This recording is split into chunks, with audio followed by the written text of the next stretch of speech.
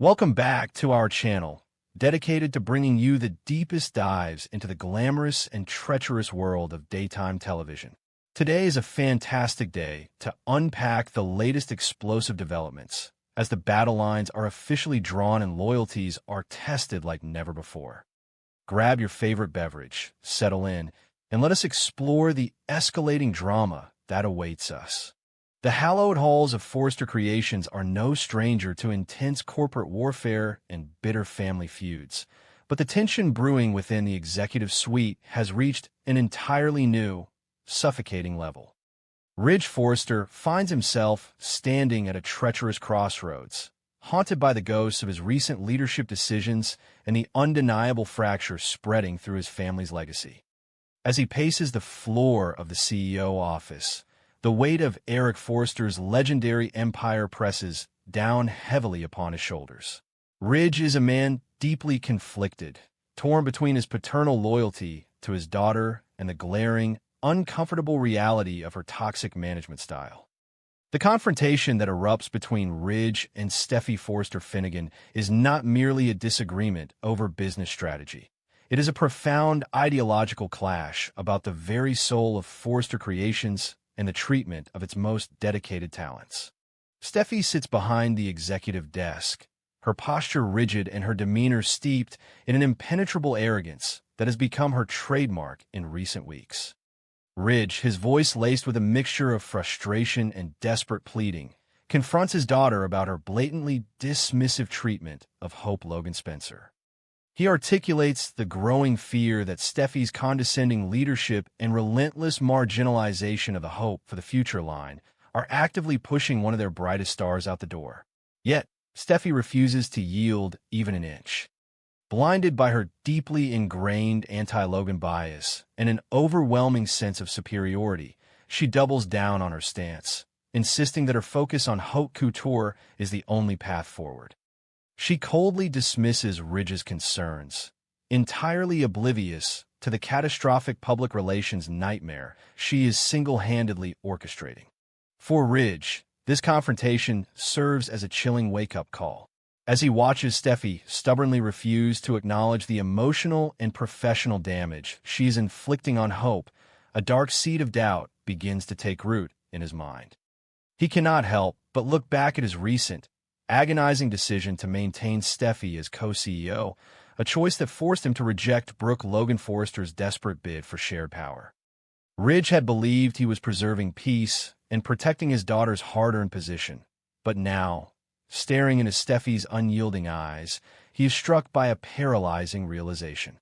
He wonders, with a heavy heart, if he made a monumental mistake.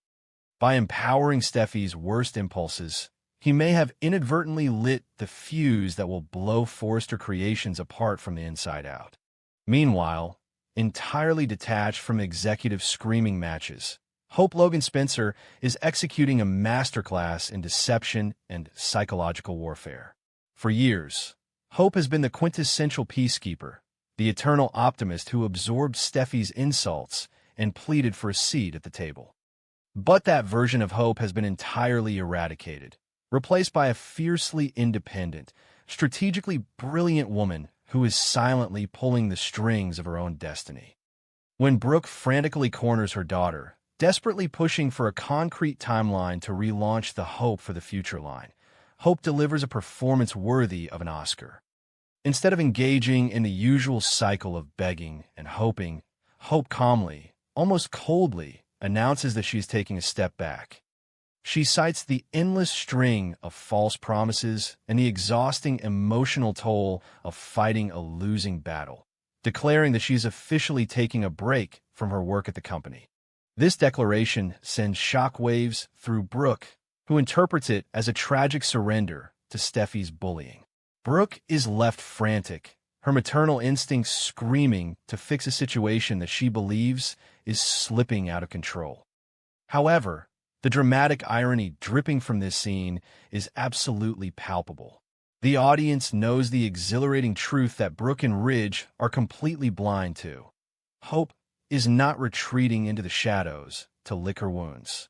She is not taking a break to rest. In reality, Hope has already crossed enemy lines, secretly signing a highly lucrative, creatively liberating contract with Bill Spencer and Katie Logan Spencer at the newly minted Logan Fashion House. Hope is actively weaponizing the perception of her defeat, using her fabricated break as a smokescreen to buy time as she and Deke Sharp meticulously plot a rival launch that will shake the fashion industry to its core. The contrast between the suffocating, toxic atmosphere at Forrester Creations and the vibrant, nurturing environment at the Logan brand could not be more striking. Within the sleek, modern walls of the Spencer-backed enterprise, a deeply emotional and poignant reunion is taking place. While Spencer, fresh off his explosive termination from Forrester Creations, shares a quiet, profoundly intimate moment with his mother, Katie Logan Spencer. The corporate warfare fades into the background as Katie embraces her son, her heart swelling with an overwhelming sense of maternal pride and relief. She is absolutely thrilled that Will has officially joined the Logan team, viewing his arrival as the ultimate unification of their family empire. For Katie, having Will by her side is a victory far sweeter than any fashion show success. It is a validation of their familial bond. However, beneath the surface of this heartwarming mother-son dynamic, a complex moral dilemma is slowly beginning to take shape. Will has enthusiastically accepted a position within an empire bankrolled and aggressively expanded by his father, the notoriously ruthless Bill Spencer. Bill operates with a cutthroat, take-no-prisoners mentality, viewing business as a blood sport where collateral damage is simply the cost of doing business. Yet, as Ridge Forrester astutely observed in the past, Will possesses a fundamentally different internal compass. Will is his mother's son, guided by a strong sense of ethics, empathy, and moral integrity. As Will integrates himself into the Logan brand, the question of whether his inherent goodness can coexist with Bill's predatory tactics hangs heavily in the air. Will he be corrupted by the allure of corporate vengeance against the Forresters, or will he serve as the moral anchor that keeps the Logan brand from descending into absolute darkness? This intricate web of shifting loyalties extends far beyond the boardroom, deeply infecting the personal lives and romantic entanglements of the younger generation. Electra Forrester finds herself standing in the smoldering wreckage of a violent altercation, forced to make a definitive choice that will define her future. Despite the shocking brutality of Will's physical assault on R.J. Forrester at the bikini bar, a punch that left R.J. with bruised ribs and a shattered ego, Electra makes a resolute, unwavering decision.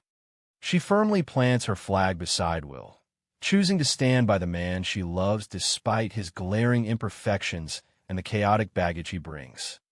Electra recognizes that R.J.'s relentless provocations pushed Will to the breaking point, and she refuses to allow R.J.'s manipulative victimhood to dictate her heart. Electra's steadfast loyalty to Will, however, acts as a devastating wrecking ball to her already fragile friendships. Melissa Dillon, the quiet, observant receptionist who has been desperately trying to rebuild her life, is violently caught in the crossfire. Dillon is trapped in a suffocating, agonizing psychological dilemma. On a fundamental level, she vehemently disapproves of Will's violent outburst. She has witnessed the dark side of human nature and despises the use of physical force to settle disputes. Yet, Dillon is paralyzed by a profound, all-consuming fear of poverty. She remembers the biting cold of sleeping in her car, the gnawing hunger of unemployment, and the sheer desperation of having nothing. The thought of speaking out against Will or alienating the powerful families that control her paycheck terrifies her into submission.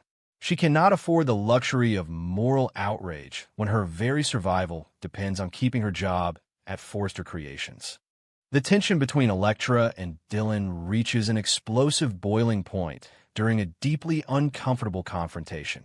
Electra, emboldened by her reunion with Will, openly and harshly criticizes R.J. Forrester, condemning his arrogant behavior and his calculated attempts to destroy Will's career.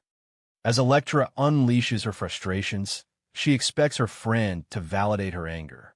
Instead, Dillon remains agonizingly silent, her eyes darting nervously, unable to join in the condemnation of the boss's son.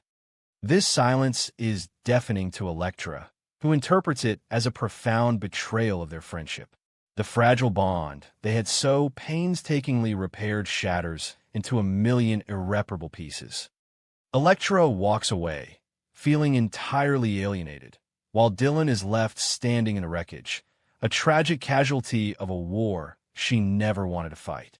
As Dylan's relationship with Elektra disintegrates, a dark and insidious new dynamic begins to emerge from the shadows. Isolated, vulnerable, and desperate for an anchor within the hostile environment of Forrester Creations, Dylan finds herself increasingly drawn into RJ Forrester's orbit. RJ, nursing his bruised ribs and a deeply bruised ego, recognizes Dylan's vulnerability with a predator's intuition. He senses her fear of losing her job and her desperate need for validation. Slowly, methodically, RJ begins to position himself as her protector and confidant, weaving a web of subtle manipulation that echoes the darkest chapters of Forrester history. Longtime viewers cannot help but feel a chilling sense of déjà vu as they watch RJ's interactions with Dylan. There's a terrifying parallel emerging between RJ's current behavior and the infamous, psychologically abusive tactics once employed by his older brother, Thomas Forrester. Just as Thomas once preyed upon the vulnerabilities of the women around him to achieve his obsessive goals, RJ appears to be cultivating a toxic dependency with Dylan. He is subtly leveraging his power as the CEO's son, ensuring that Dylan feels entirely indebted to him for her continued employment. The tragedy of Melissa Dylan is that in her desperate attempt to avoid returning to the streets, she may be unwittingly walking into a psychological prison far more dangerous than poverty. As the corporate war between Forrester and Logan escalates into an all-out bloodbath, the personal casualties are mounting, and the battle for the soul of Los Angeles